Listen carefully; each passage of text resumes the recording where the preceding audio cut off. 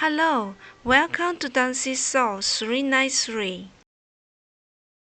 How do we continue our lives if we lose everything we once had because of Covid-19? Our thoughts after watching the film Nomadland. The story of young director Zhao Ting began in the winter of 2011 when the Gypsum Board Company closed its 88-year-old plant in the town of Umpire, Nevada, due to a decrease in demand for gypsum board. This situation led to the loss of hundreds of local workers. To survive, they rushed across the country to create makeshift communities among transient people and species. The film documents these elderly Americans living in station wagons and trucks. Like previous generations of migrant workers, they migrate as seasonal, temporary jobs called firm. The film's protagonist is one of them. After Fern loses her husband, she leaves town in an RV. What makes this film unique is that almost all of the people Fern meets on the road are genuine wanderers who are simply talking about their experiences. This film, written and directed by Zhao Ting, is a hybrid of documentary and fiction. Zhao Ting's footage includes both real nomads and the wanderers she encountered during filming. Fern is indeed a victim of the economic crisis, but she refuses to show the emotion of being locked down by life. These people no longer try to maintain what they once had, because the cost of maintaining it is quite high. Instead, they focus on reducing their needs, but this way of life comes with dangers. For example, they may freeze to death in their cars and may not be able to get out of no man's land without a spare tire.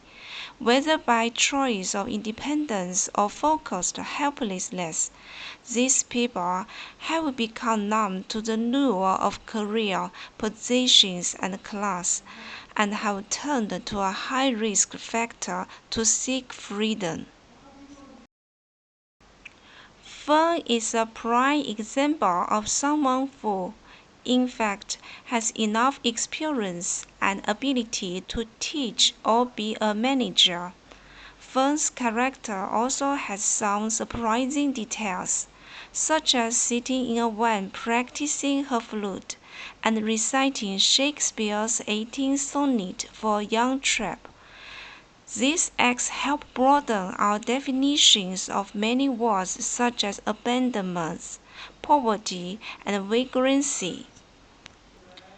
The film also features memorable supporting characters and stories, such as seasoned travelers of Fern's age who guide Fern into a more rural communion with nature and trauma. The best part of the film that shows the director's intention is the use of music. Every 10 minutes, as the heroine caravan moves down the road, or she walks in the clearing, soft piano strings in the style of a television prose documentary appear. The theme music draws the lonely journey of this widowed, middle-aged, unemployed woman into an outwardly lyrical atmosphere. Accompanying the character's state in the splendid natural scenery, her journey is rendered by soft, lyric notes filled with unreal romantic emotions, giving a sense of beauty and tranquility. In the film, Zhao Ting chooses three iconic groups in the life of North American underground society: the Aborigines, the rural people who are gradually marginalized in the modern society represented by Western writers, and the perennial wagon bands. They represent the forgotten and even abandoned groups in the process of rapid development of American society. The film directly shows the background identity of the characters, their social class attributes, and their awkward living conditions, and romanticizes and poeticizes these originally realistic elements.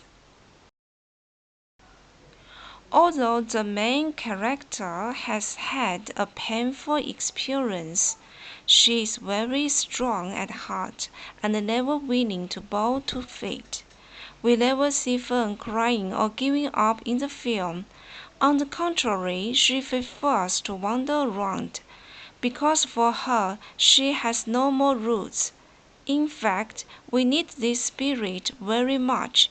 If we have lost our jobs and our normal lives because of Covid-19, how should we go on living if we can't get back what we've lost?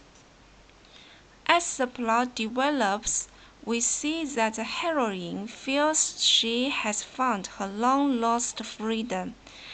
It is that forced departure that makes her realize that she has been imprisoned for years, and that she is like an escaped horse that doesn't even need to explain to anyone to live the life she desires. Zhao Ting seems to be very fond of the empty feeling of the American Wild West, whether it is the desert or the cliffs amidst the waves.